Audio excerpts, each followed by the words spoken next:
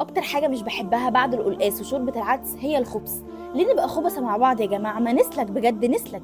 الحمد لله انا شخصيه محبوبه جدا من الصغير والكبير، من الطفل والحمير، فلو انت عندك مشكله معايا ومش بتحبيني يبقى راجعي نفسك. بلاش يا جماعه تركزوا في حياه حد بجد، يعني عندكم انا اهو مش مهتمه اعرف اي معلومه عن اي حد. ايه اتخطبت؟ دي مقشفها، ده مين اللي بص في وشها دي؟ انا اللي حبيت صحابي وهم ما حبونيش. انا اللي اتغدر بيا وسكت وما خدتش حقي. ليه؟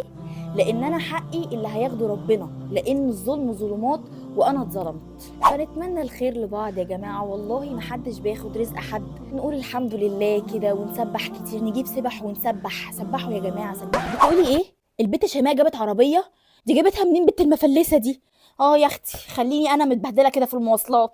بس فكنت بقول ايه ان الطيبه دي اهم حاجه للبني ادم، والطيبه دي اصلا اهم صفه من صفاتي، وعيني شبعانه وبتمنى الخير للغير.